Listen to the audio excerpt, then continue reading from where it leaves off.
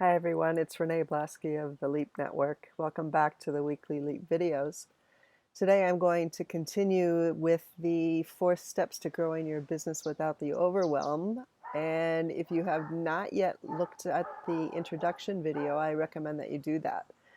Also, it is very critical that you download my free gift to you, and that's the ebook for this course. And in that ebook, you will find the worksheets that go with each of the steps.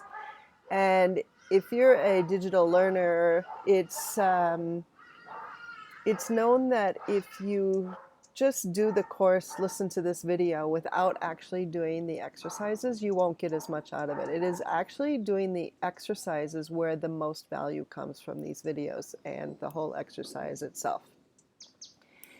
You need to implement. So you can listen and listen and listen, but if you don't apply this to your own business, you will not get the value. You'll maybe get some ideas, but it's really seriously take my advice, download the free gift and get those worksheets in front of you while you're doing this, because you'll get more out of it. Okay? So today I want to talk about step 1, and that's getting clear on who you serve.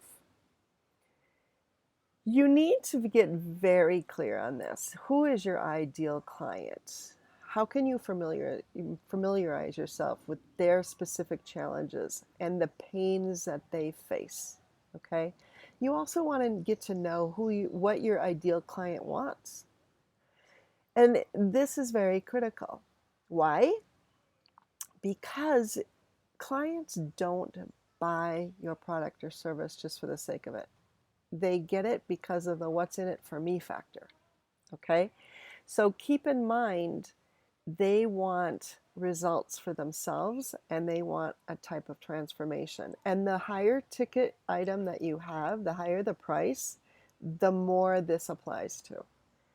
So if you're selling expensive or mid-range to high-end range services and products, you're going to need to know who you serve even more.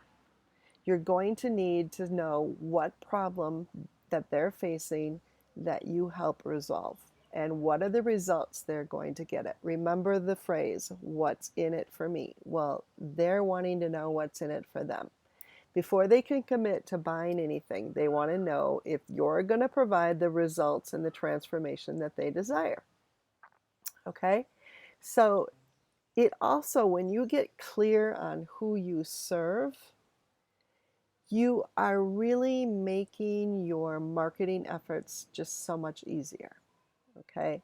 So keep that in mind, because if you're trying to create a niche that is very big, you're not going to be able to effectively market, because you're going to have too much to do. And you're going to be wasting time, and you're going to get frustrated, and you're going to get overwhelmed. So the trick to not being in overwhelm is to narrow down your niche and then know what their pain points are and know what the results that they want. Okay?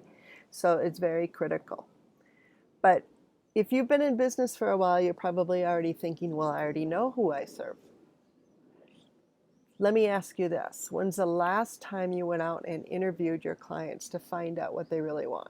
What is the challenge that they're facing? What causes them pain? And what are the results that they actually want? Okay? So in order to get really clear on who you serve, I recommend that you actually create a client avatar. And this is your best clients, the person that you love to work with the most, and visualize them. I mean, physically visualize them to know who they are. What age group are they? Are they male? Are they female? How old are they? Sorry, I already said that. What are the 3 biggest challenges or their pain points that they're facing? Do you know that? What keeps them up at night? What causes them the most stress? Okay? So find out what that is. If they could wave a magic wand and let everything disappear, what would their life look like? What would their business look like? What transformation would they be experiencing? So keep that in mind with your client avatar. Okay? So in the worksheets, I've given you a table to fill in, and it effectively goes over what you need to find out about your best client. Who is your ideal client? Now, when you go out and do this market research and you interview 3 to 5 people that you think are your ideal client, note when you're asking them the questions, note the language that they are using, especially when they talk about their challenges and the pain points. What is it that they're facing? And note it verbatim. Don't change their words, use their words, because their words are what they live with, okay? And if they live with those words, you can guarantee that other people like them are also living with that same pain issues. And they want the same type of transformation. So write down their words verbatim, exactly word for word for word. Don't do any interpretation of what they meant. Only look at their words, okay? Once you have that, you're going to have a much clearer way as to how you can market. And there is a major mistake that some people make, and I hope you don't fall into that major mistake. And I want you to complete this exercise, and then I'd love for you to book a call with me, no obligation, 1 hour call, and we can talk about that major mistake so that you know how to avoid it.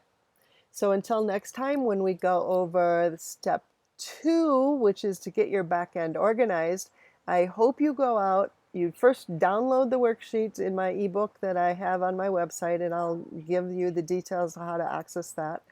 And go ahead, fill in that client avatar worksheet. Go and do your interviews with 3 to 5 people who you think are your ideal clients, and note the words that they're using. And then until next time, I hope you have a great week. Bye.